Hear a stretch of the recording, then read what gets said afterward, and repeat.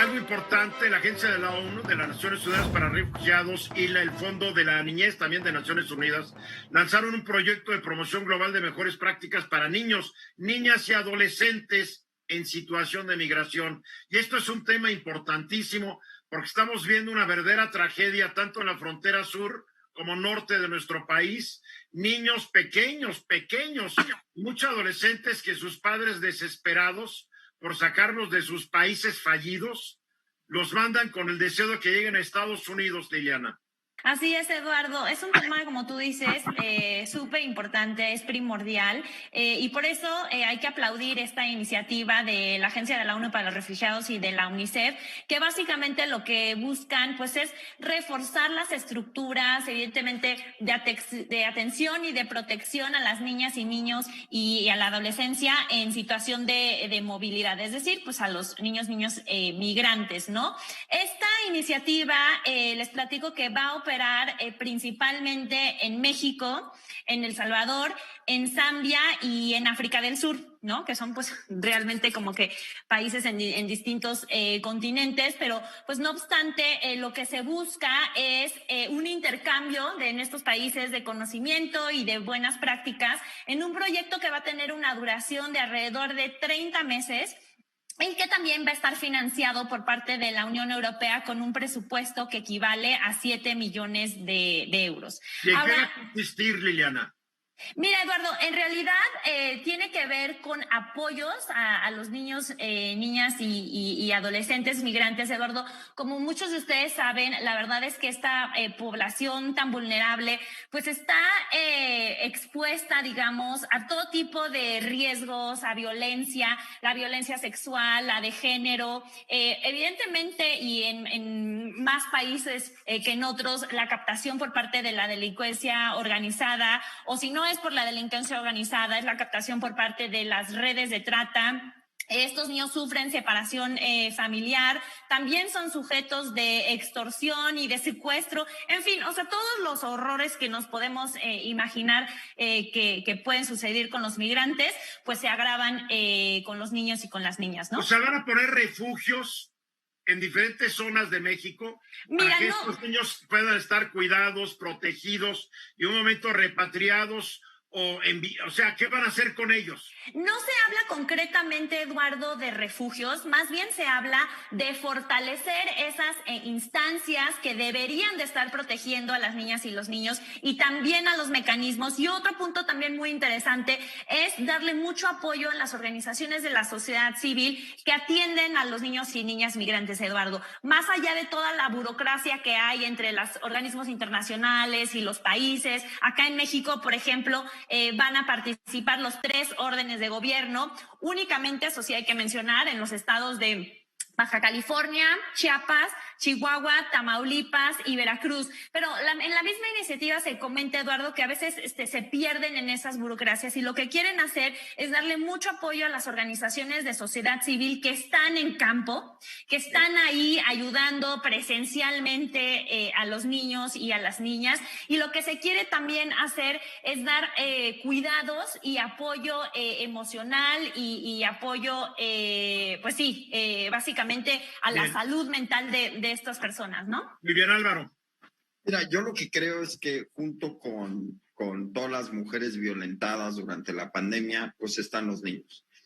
Ha sido una época especialmente difícil para los niños. Hace unas semanas hablaba con una organización dedicada que me parece que hace las cosas muy bien en México, Save the Children, y me decía que la cantidad de casos de niños que están llegando a los hospitales, a las zonas de urgencias con maltrato infantil es enorme, maltrato no solamente físico, sino psicológico. Y no hay que olvidar que aunque parezca un lugar común, el futuro del mundo está en manos de los niños. Entonces, si nosotros lo que hacemos es crear una generación mal educada en el sentido de educada de manera deficiente, una generación maltratada y una generación que se le ha hecho y se le ha educado a través de la prepotencia, que eso es muy normal en las escuelas en México, pues entonces las perspectivas del país son bastante malas.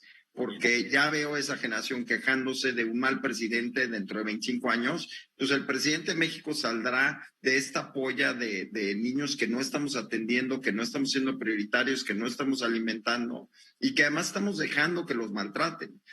Insisto, estas son realidades de México del día de hoy. Hugo. Oye, Eduardo, Liliana, hace 3 días se hablaba de un dato totalmente espeluznante, que nada más en marzo la patrulla fronteriza de Estados Unidos, y esto ya tuvo repercusiones el día de ayer, detuvieron a 18,000 niños no acompañados. Pero esto, por ejemplo, Estados Unidos, ¿cómo está reaccionando? Los polleros de Centroamérica están tergiversando toda la información y corren los rumores de que Joe Biden está aceptando a todos. Entonces, lo que hacen es, llegan, ni siquiera tratan de pasar como ilegales a la parte de Estados Unidos donde ya no hay patrulla fronteriza, sino que llegan y se entregan. Entonces, se entregan y ellos piden... Estás hablando de los menores de edad, ¿verdad? Sí, los menores, eso nada más menores de edad, que son los que son la población menos que pasa, ¿no? Y Estados Unidos ayer anunció que va a bombardear con 25,000 anuncios en Centroamérica, spots y demás, para informar de que no es cierto, de que no se están aceptando esto. Ahora, el problema también económico que se ha generado en Centroamérica y que también ahorita se está generando en México, obviamente va a desbordar esto, porque independientemente, la gente no va a querer creer lo que les dicen. Entonces, en ese sentido, sí se está provocando ahí una cosa apocalíptica. Digo, el que nada más en marzo sean 18,000 niños no acompañados, no sé a dónde va a llegar la cifra, ¿eh? La pregunta también es cómo le hicieron para poder pasar a México, transitar todo este país y llegar a la frontera, si es que no los permitieron, supuestamente no, pero aquí ves cómo está coludida Guardia Nacional, Instituto de Migración, policías federales, estatales y municipales, donde en una colusión con estos traficantes de seres humanos los permiten pasar. No hay otra explicación, o a menos de que la autoridad sea tan inepta que no los ve pasar. No hay otra explicación, ¿eh? Ramsés. Oye, Liliana, una pregunta. Todos estos muchachos o niños que están en Estados Unidos, me imagino que ya tienen un presupuesto asignado o simplemente de dónde va a provenir ese dinero para darle la manutención, darle las 3 comidas, el techo y todo, porque he estado escuchando que van a ir a zonas militares, que van a estar ahí los infantes. Y el problema no de todo esto es, bueno, vas a tenerlos 1, 2, 3 meses, pero el problema, supongamos que el 50% sí se queda. Ese 50%, ¿cuál va a ser la educación que va a tener o con quién van a estar educados o si lo va a absorber el sistema? Porque la gente de donde debe llegar no tienen el poder adquisitivo económico de sus familiares para tener otro individuo dentro de la alimentación. O sea, yo creo que hay que ir revisando también en México, porque no vaya a ser que esos 18,000 o los números de infantes vayan a regresarnos una cierta cantidad. No los van a regresar, ya lo dijo el presidente de Estados Unidos, no los va a regresar. Número uno, cuando tú dices dónde los van a meter, y sí, los están metiendo en bases militares, que uno podría decir que hacen ahí, pero están acondicionando esas bases para recibir a estos niños, para que tengan cuidados, comida las 3 veces al día, etcétera, etcétera. Me imagino que también cierta instrucción. Esto es un boleto que les cayó, no que buscaran, y tienen que adaptarse. O sea, ya vimos el fracaso de los campamentos para migrantes en México, donde enfermedades, no hay comida, etcétera, etcétera. Ahí están tratando de resolverlo. Ojalá puedan.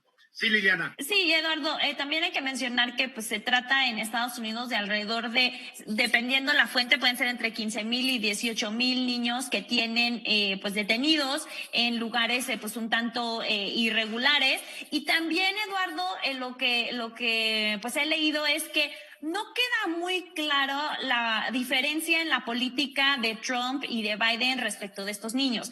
Entiendo que desde enero pues han tratado una serie de periodistas de entrar a estos centros a documentar, a tomar fotos, y eso no se les ha permitido. La semana pasada ya entraron, Liliana, la semana pasada ya permitieron que entraran. Exacto, pero la política de Biden respecto a la de Trump no ha quedado como muy clara esa diferencia. Es una ley federal y no les queda de otra que acatar la ley federal. Ahí está el problema. Entonces, pues por lo pronto, Ramsés, no están surgiendo grandes diferencias. Los niños siguen ahí, siguen en estos campos irregulares y bueno, pues lo que tenemos es esperar que las condiciones de estos niños mejoren porque pues es urgente, ¿no? Esta idea de Trump de meter a estos niños a las jaulas y en estos centros de detención en Estados Unidos, claramente... Te voy a tener que contradecir, si hay un cambio. Trump regresaba a los niños y le valía un cacahuate. Sí, pero también muchos se quedaron ahí atrapados, empezó ¿no? a adoptar niños de Estados Unidos a México y háganse bolas.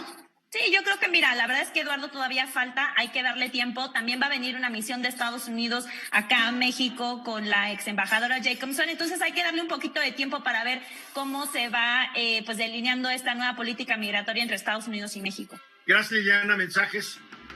Esta fue una producción de Grupo Fórmula. Encuentra más contenido como este en radioformula.mx.